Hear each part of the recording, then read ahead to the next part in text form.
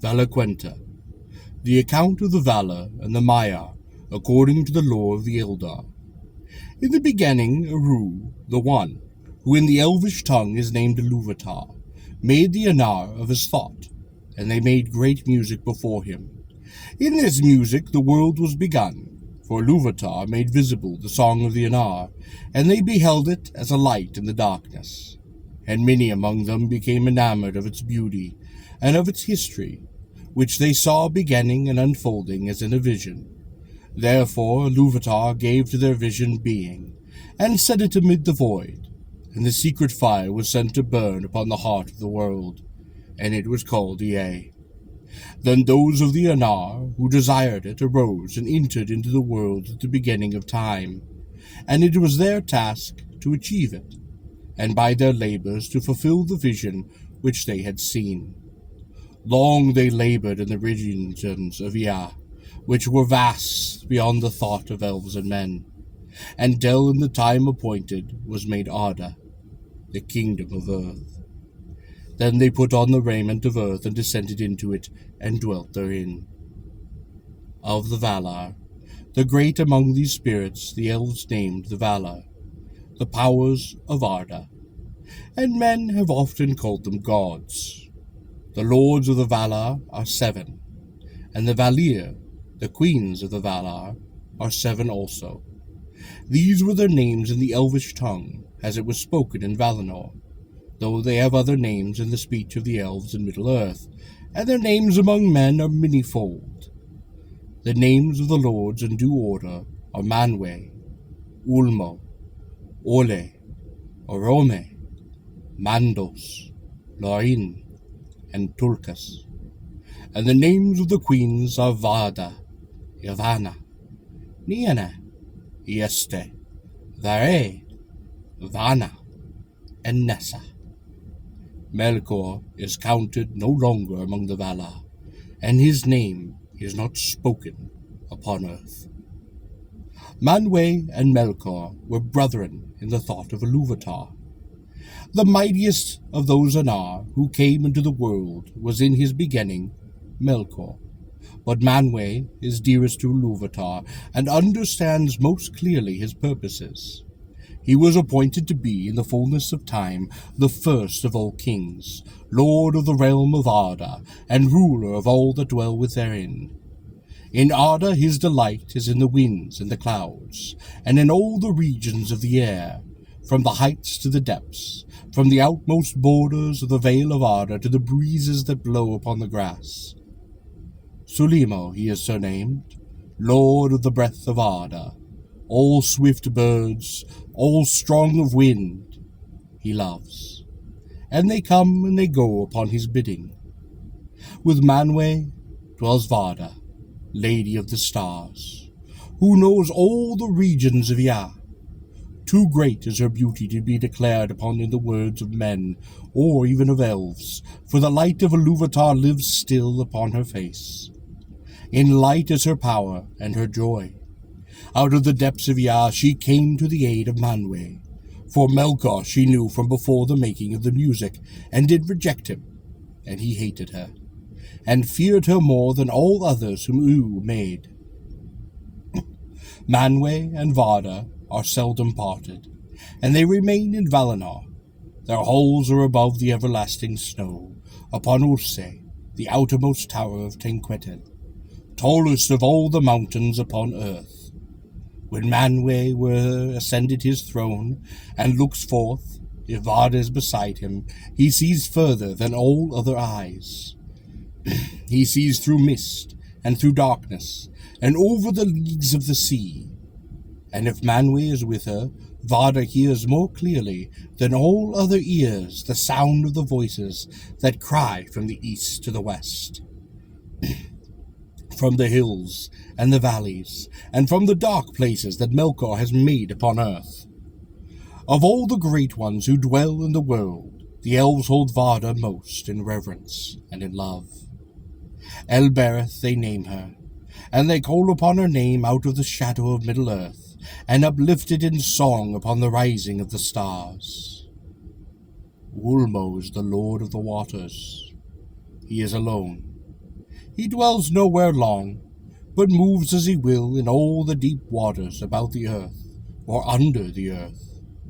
He is next in might to Manwë, and before Valinor was made he was closest to him in friendship, but thereafter he went seldom to the councils of the Valar, unless great matters were in debate, for he kept all of Arda in thought, and he has no need of any resting place.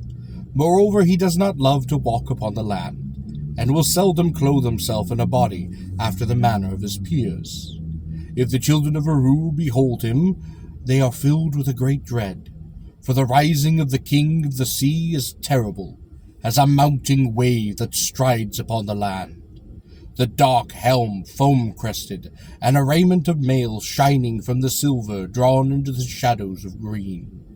The trumpets of Manwë are loud, but Ulmo's voice is deep, as the deeps of the ocean which he only has seen. Nonetheless, Ulmo loves both elves and men, and never abandoned them, not even when they lay under the wrath of the Valar. At times he will come unseen to the shores of Middle-earth, or pass far inland up the firths of the sea, and there he will make music upon his great horns, the Ulamori, that are wrought of white shell, and those to whom that music comes hear it ever after in their hearts, and the longing for the sea never will leave them again. But mostly Ulmo speaks to those who dwell in Middle-earth with voices that are heard only as the music of water.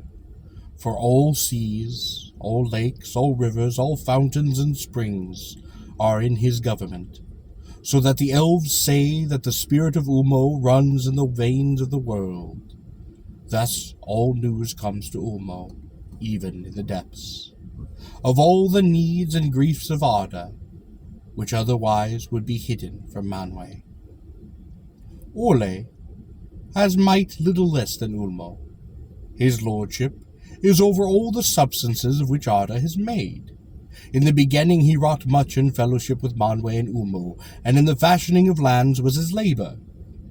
He is a smith, a master of the crafts, and he delights in the works of skill, however small, as much as in the mighty buildings of old. His are the gems that lie deep upon the earth, and the gold that is fair in the hand, no less than the walls of the mountains and the basins of the sea. The Noldor learned most of him, and he was ever their friend. Melkor was jealous of him, for Orlé was most like himself in thought and in power, and there was a long strife between them, in which Melkor ever marred or undid the works of Orlé, and Orlé grew weary in repairing the tumultus and disorders of Melkor. Both also desired to make things of their own that should be new and unthought of by others, and delighted in the praise of their skill. But Orlé remained faithful to Eru, and submitted all that he did to his will, and he did not envy the works of others, but sought and gave counsel, whereas Melkor spent his spirit in envy and in hate, until at last he could make nothing save in the mockery of the thought of others, and all their works he destroyed if he could. The spouse of Orlé, is Yavanna, the giver of fruits. She is the lover of all things that grow upon the earth, and all their countless forms she holds in her mind, from the trees like towers in the forests long ago, to the moss upon the stones, or the small secret things in the mold. In reverence, Yavanna is next to Varda among the queens of the Valar. In the form of a woman, she is tall, robed in green, but at times she takes other shapes. Some there are who have seen her standing, like a tree under heaven, crowned with the sun, and from all its branches there spilled a golden dew upon the barren earth, and it grew green with corn, but with roots of the tree are in the waters of Ulmo, and the winds of Manwë, and it spoke in its leaves. Kimantari, queen of the earth, she is surnamed in the Eldarin tongue. The Fentori, masters of spirits, are brethren, and they are called most often Mandos and Lorin. Yet these are rightly the name of the places of their dwelling, and their true names are Namo and Urmo. Namo the Elder dwells in Mandos, which is westward in Valinor. He is the keeper of the house of the dead, and the summoner of the spirits of the slain. He forgets nothing. He knows all things that shall be, save only those that lie still in the freedom of Luvatar. He is the doomsman of the Valar, but he pronounces his dooms and his judgments only at the bidding of the Manwë. Veri the Weaver is his spouse, who weaves all things that have ever been in time into her stored webs, and the halls of Mandos that ever widen as the ages pass are clothed with them. Ermo the Younger is the master of visions and dreams. In Loren are his gardens in the land of the Valar, and they are the fairest of all places upon the world, filled with the many spirits. Esther the Gentle, healer of hurts and of weariness, is his spouse. Grey is her raiment, and rest is her gift. She walks not by day, but sleeps upon an island in the tree-shadowed lake of Lorelin. From the fountains of Ermo and Iste, all those who dwell in Valinor draw refreshment. Often the Valar come themselves to Loren, and there find repose, and easing of the burdens of Arda. Mightier than Iste is Nienna, sister of the Fentori. She dwells alone. She is acquainted with grief, and mourns for every wound that Arda has suffered in the marring of Melkor. So great was her sorrow, as the music unfolded, that her song turned to lamentation long before its end, and the sound of mourning was woven into the themes of the world before it began. But she does not weep for herself, and those who hearken to her learn pity, and endurance, and hope. Her halls are west of the west, upon the very borders of the world, and she comes seldom to the city of the Valimar. There all is glad. She goes rather to the halls of Mandos, which are near to her own, and all those who wait in Mandos cry to her, for she brings strength to the spirit, and turns sorrow to wisdom. The windows of her house look outward from the walls of the very world. Greatest in strength and deeds of prowess is Tulkas, who is surnamed Astoldo, the Valiant. He came last to Arda, to aid the Valar in the first battles with Melkor. He delights in the wrestling and in the contests of strength, and he rides no steed, for he can outrun all things that go upon feet, and he is tireless. His hair and his very beard are golden, and his flesh ruddy. His weapons are his hands, for he has little heed of either the past or the future, and is of no avail as a counselor, but he is a very hardy friend. His spouse is Nessa, the sister of Arome, and she also is lithe and fleet-footed. Deer she loves, and they follow her train whenever she goes upon the wild, but she can outrun them, swift as an arrow, and with the wind upon her hair. In dancing she delights, and she dances in Valimar upon lawns of never-ending green. Arome is a mighty lord. If he is less strong than Tulkas, he is more dreadful in his anger. Whereas Tulkas laughs forever in sport or in war, and ever in the face of Melkor he laughed in battle before the elves were born. Arome loved the lands of Middle-earth, and he left them unwillingly when he came at last to Valinor. And often of old he passed back east over the mountains, and returned with his host to the hills and the plains. For he is the hunter of monsters and fell beasts. He delights in horses and in hounds. In all trees he loves, for which reason he is called Aldurin, and by the Sindar Torin, the lord of the forests. Nahar is the name of his horse, white in the sun, and shining in silver at night. The Valaroma is the name of the great horn, the sound of which is like the ongoing of the sun in scarlet, or the sheer lightning cleaving in the clouds. Above all the horns of his host it is heard in the woods that Yavanna brought forth in Valinor, for there Arome would train his folk and his beasts for the pursuit of all the evil creatures of Melkor. The spouse of Arome is Vana, the ever-young, for she is the younger sister of Yavanna. All flowers spring as she passes, and open if she glances upon them, and all the birds do sing of her coming. These are the names of the Valar and the Valir, and here is told in brief their likeness, such as the Eldar did behold them in Aman. But fair and noble as were the forms in which they were manifest to the children of Ilúvatar, they were but a veil upon their beauty and upon their power. And if little is here said of all that the Eldar once knew, that is as nothing compared with their true being, which goes back into the regions and aeons far beyond our own thought. Among them 9 were of chief power and reverence, but 1 is removed from their number, and 8 remain. The Aratar, the high ones of the Arda, Manwë and Varda, Ulmo, Yavanna, and Ule, Mandos, Niena, and Arome. Though Manwë is their king and holds their allegiance under Eru, in his majesty they are peers, surpassing beyond compare all others, whether of the Valar and the Maiar, or of any other orders that Ilúvatar has sent into Ya. Of the Maiar, with the Valar came other spirits, whose being also began before the world. Of the same order as the Valar, but are of a less degree. These are the Maiar, the people of the Valar, and their servants and their helpers.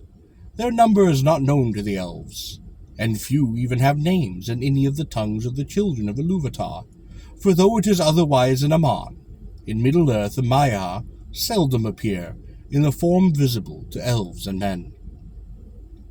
Chief among the Maiar of Valanar, whose names are remembered in the history of the elder days, are Ilmare, the handmaid of Varda, and Oanwe, the banner-bearer and helder of Manwë, whose might in arms is surpassed by none in Arda. But of all the Maiar, Ose and Uane are best known to the children of Ilúvatar. Ose is the vassal of Ulmo, and he is master of the seas that wash the shores of Middle-earth. He does not go upon the depths, but loves the coasts and the isles, and rejoices in the winds of Manwë, for in storm he does delight, and he laughs amid the roaring of the waves. His spouse is Uenen, the lady of the seas, whose hair lies spread through all waters under the sky. All creatures she loves that live upon her salt streams, and all weeds that grow there. To her mariners cry, for she can lay calm upon the waves, restraining the wildness of her mate Ose. The Númenóreans lived long in her protection, and held her in reverence equal to the Valar. Melkor hated the sea, for he could not subdue it. It is said in the promising to him all the realm and power of Ulmo, if he would serve him. So it was that long ago there arose great tumults in the sea, that wrought ruin to the lands. But Unen, at the prayer of Uele, restrained Ose, and brought him before Ulmo, and he was pardoned and returned to his allegiance, to which he has remained faithful, for the most part. For the delights and violence have never wholly departed from him, and at times he will rage in his wilfulness without any command from Ulmo, his lord. Therefore those who dwell by the sea, or go up in their ships, they may love him, but they do not trust him. Milian was the name of a Maiar, who served both Vean and Ieste. She dwelt long in Lorien, tending the trees that flower in the gardens of Urmo, ere she came to Middle-earth. Nightingales sang about her wherever she did wint. Wisest of the Maiar was Olorin, and he too dwelt in Lorien, but his ways took him often to the house of Niena, and of her he learned pity, and he learned patience. Of Milian much is told in the Quinta Silmarillion, both of Olorin the tale does not speak. For though he loved the elves, he walked among them unseen, or in form as one of them, and they did not know whence came the fair visions or the promptings of wisdom that he put into their hearts. In later days he was the friend of the children of Ilúvatar, and he took pity upon their sorrows, and those who listened to him awoke from despair, and put away their imaginations of darkness. Of the enemies, last of all is set the name of Melkor, he who arises in might. But that name he has is forfeited, and the Noldor, who among the elves suffered most from his malice, will not utter it. They name him Morgoth, the dark enemy of the world. Great might has given to him by Ilúvatar, and he was coeval with Manwë, in the powers and knowledge of all the other Valar he had part, but he turned them to evil purposes. He squandered his strength in violence and tyranny, for he coveted Arda and all that was in it, desiring the kingship of Manwë and dominion over the realms of his peers. From splendor he fell, through arrogance to contempt for all things save himself. A spirit wasteful, pitiless. Understanding, he turned to subtlety in perverting to his own will all that he would use, until he became a liar without shame. He began with the desire of light, but when he could not possess it for himself alone, he descended through fire and wrath into a great burning, down into darkness. And darkness he used most in his evil works upon Arda, and filled it with fear for all living things. Yet so great was the power of his uprising, that in ages forgotten he contended with Manwë and all the Valar, and through long years in Arda he held dominion over most of the lands of the earth. But he was not alone, for of the Maiar many were drawn to the splendor in the days of his greatness, and they remained in that allegiance down into his darkness, and others he corrupted afterwards to his services with lies and with treacherous gifts. Dreadful among these spirits were the Valaquenta, the scourges of fire, that in Middle-earth were called the Balrogs, demons of terror.